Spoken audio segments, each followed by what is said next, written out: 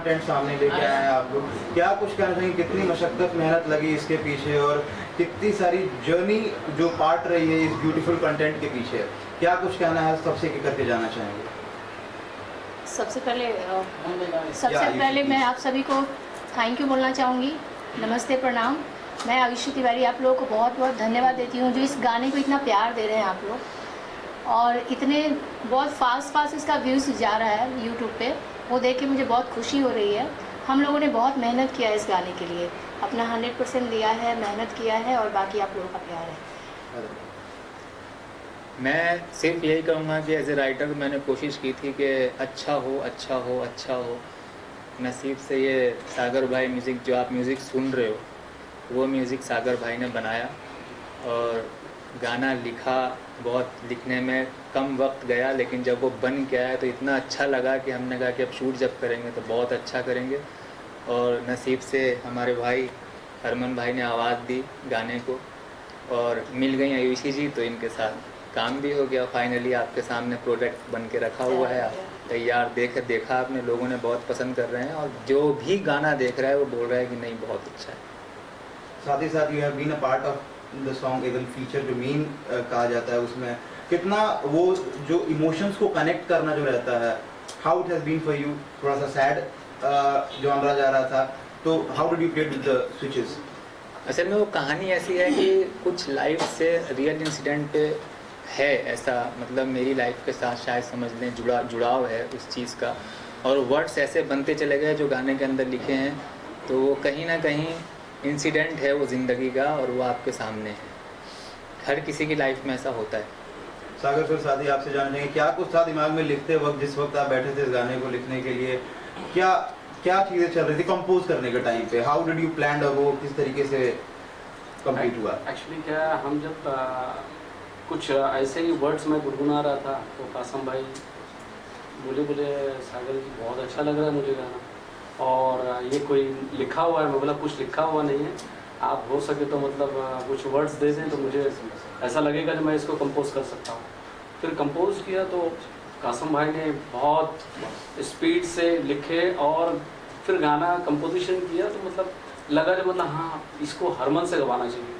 तो फिर हरमन को बुलाया और जिस दिन गाना गवाया तो उस टाइम हम लोग सोचे थे कि मतलब ये सैड रोमांटिक, और आई होप जो मतलब ऐसा लगा जो मतलब हमारे जो ऑडियंस हैं उनको अच्छा लगेगा, क्योंकि आज के यूथ सारे परेशान हैं, कोई प्यार में परेशान है, कोई ऐसे ही परेशान है। तो मतलब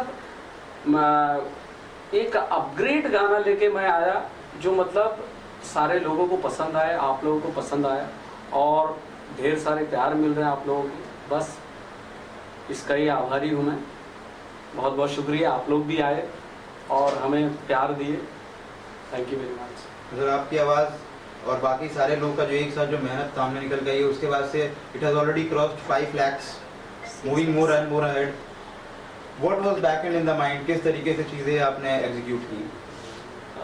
फर्स्ट ऑफ ऑल आई से थैंक यू, आप सब आए और आप सब इतना प्यार दे रहे हैं और अच्छे व्यूज़ जा रहे हैं, लिसनिंग अच्छी हो रही है, so I am so thankful to all of you. और मेरी ऑडियंस का, आप सब you are part of this song, so सभी की ऑडियंस मिल रही है और सभी की ऑडियंस इस गाने को अपना प्यार दे रही है।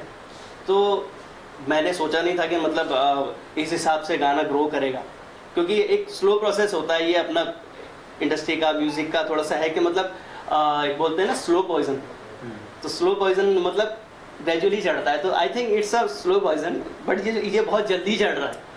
तो आई एम सो हैप्पी कि ऐसी चीज़ मुझे मिली गाने के लिए, एंड थैंक्स टू सागर भाई, थैंक्स टू कसीम भाई and thanks to Ayushi ji.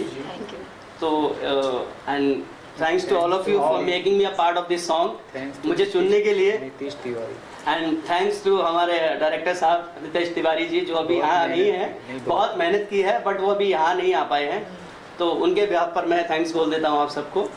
And बहुत मज़ा आ रहा है, मतलब इसका रिव्यू, इसका फीडबैक बहुत अच्छा मिल रहा है। So I think I am so lucky, I am a part of this song. Chemistry बहुत पसंद की जा रही है आप लोगों की, पूरे वीडियो में देखने को मिला है। हाउ वाज द बॉन्ड, किस तरीके से आप लोग जो शूट के टाइम पे क्या कुछ चीज़ें चल रही थी, how did you guys enjoying the moment?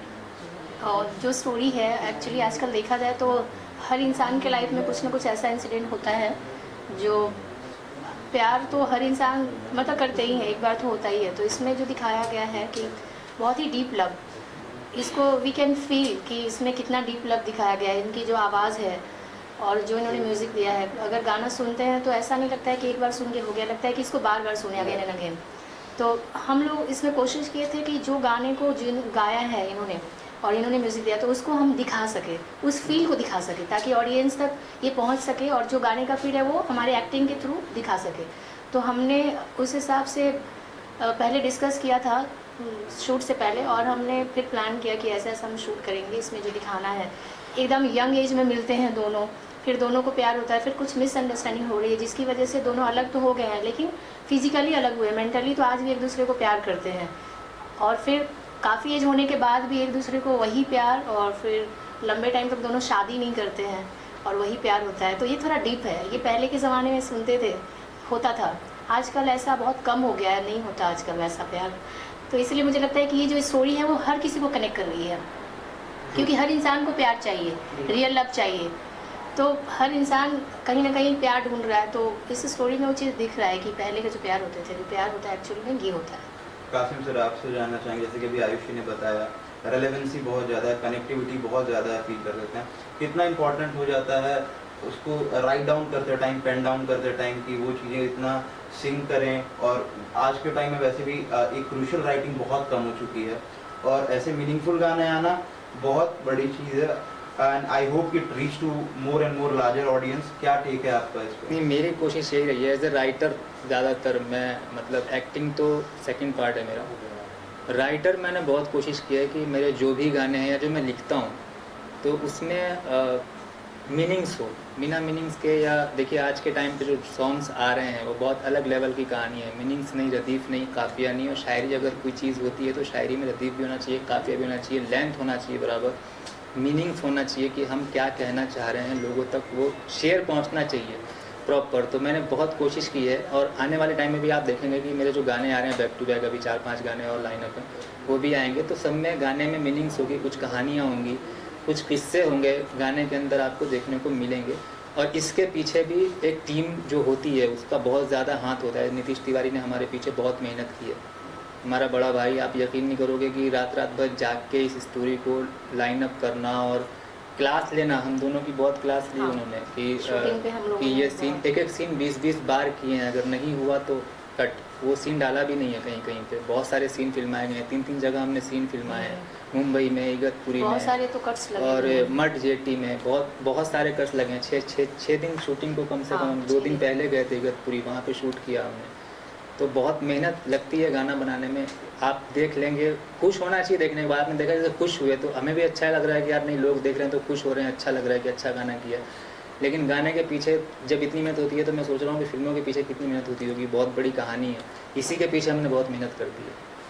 जैसा कि आपने बताया हसरत is not only hit, it's gonna be super hit. आने वाले टाइम में और क्या क्या जो एल्बम्स के बारे में आपने जिक्र भी किया, क्या कॉन्सेप्ट्स हैं, क्या कुछ चीज़ें, अगर आप थोड़ा बहुत हिंट दे पाएँ अपने चाहने वालों को? तो अभी आपने देखा है कि फ़ोटो से कहानी शुरू हुई, फ़ोटो पे कहानी एंड हुई। अब इस फोटो को दोबारा शायद तैयारी कर ली है सागर साहब ने कि इस गाने का सेकंड पार्ट ही बनाएंगे, सेकंड पार्ट में मिलाने की कोशिश करेंगे जो बिछड़ गए इस गाने में। आ रहे हैं 3-4 सॉन्ग बैक टू बैक आगे। म्यूजिक के बेस्ट पार्ट की बात करें तो आप दोनों के लिए बेस्ट पार्ट कौन सा? मेरे लिए तो बेस्ट पार्ट है जो लास्ट का, एक्चुअली मैं थोड़ा इमोशनल भी हो जाती हूँ, जो इसका एंडिंग है वो बहुत ही सैड है। तो मुझे बहुत सारे कमेंट्स भी आए हैं कि मैम जब दूसरा गाना आप बनाओ तो उसमें दोनों को मिलवाओ, मतलब लड़का लड़की दोनों को मिलवाओ। तो मैंने बोला ठीक है, मैं मेरे डायरेक्टर को बोलती हूँ, राइटर को, कि भी नेक्स्ट से मिला दो। तो मुझे थोड़ा सा वहाँ पे लगा कि जो स्टोरी है मतलब लंबे टाइम तक डिस्टेंस है फिर भी प्यार है, तो वो मेरे दिल को कहीं ना कहीं टच करता है कि यार पहले का प्यार कैसा होता था, कि प्यार अलग रह के भी अब आजकल क्या होता है, अगर 4 दिन आपकी बात नहीं होती है या 1 महीना 2 महीना अलग रहते हैं तो फिर कहीं वो लड़का कहीं और बिजी है, लड़की कहीं और बिजी है, किसी का कुछ है नहीं। लेकिन पहले का जो प्यार होता था वो मुझे पुरानी चीज़ें मतलब उसमें कनेक्ट कर पाती हूँ मैं। कि ऐसे प्यार होते होंगे। पहले के ज़माने में लैला मजनू हीर रांझा ये सब जो सुनते थे वो ऐसा ही प्यार होता था।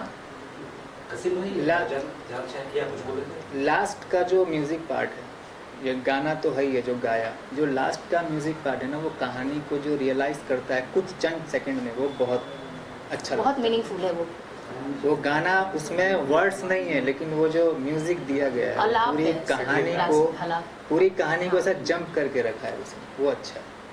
कॉस्ट्यूम में भी काफ़ी ध्यान दिया है आप लोगों ने, और कॉस्ट्यूम के बारे में बताइएगा। कॉस्ट्यूम के नजर आ रहा है कैरेक्टर, कॉस्ट्यूम के पीछे चेंजेस मिनिमम एक दिन में 8 थे, 12-13 चेंजेस हुए हैं। और उसमें इंटरनेशनल फैशन डिज़ाइनर हैं सना खान, उनका बहुत बड़ा हाथ रहा है उसके पीछे।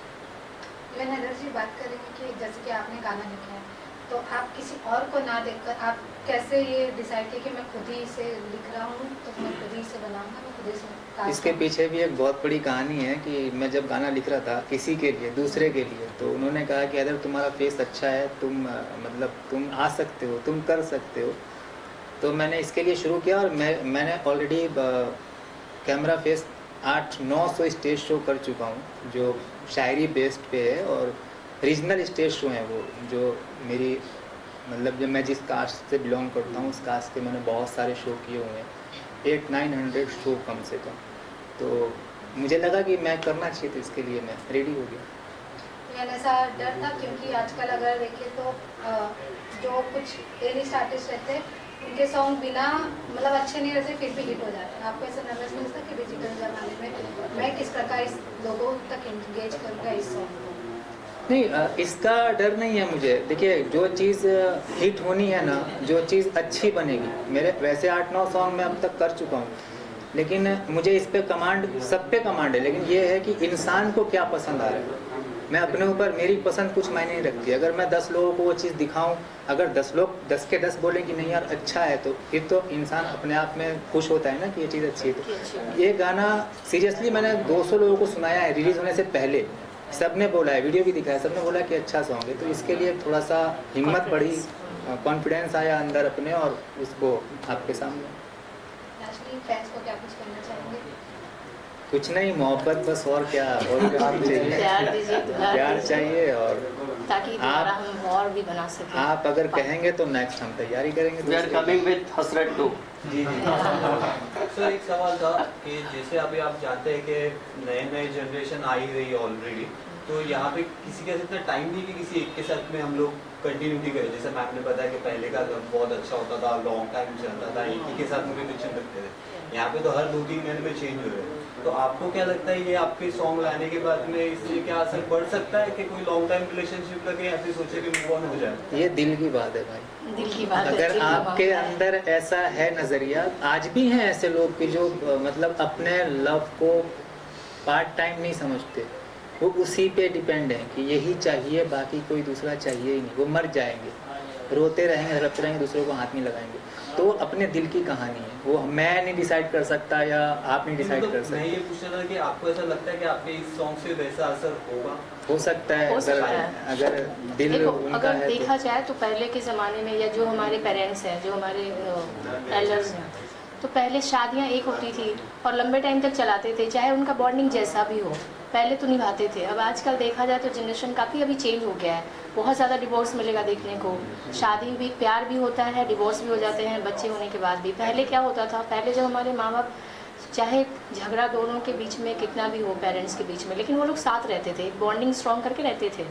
तो मुझे लगता है कि जो जिसकी जो फीलिंग है, ये गाना उसके लिए है, जो इसको फील कर सकता है, जो उस कैटेगरी में है, जो इसको उस फेज से जो गुजर रहा हो और जो इसको फील कर सके। क्योंकि आजकल तो प्यार मुझे लगता है कि बहुत कम रह गया है इस टाइप का, कि एक लंबे टाइम तक आप बॉन्डिंग बना के रख सको लाइफ टाइम।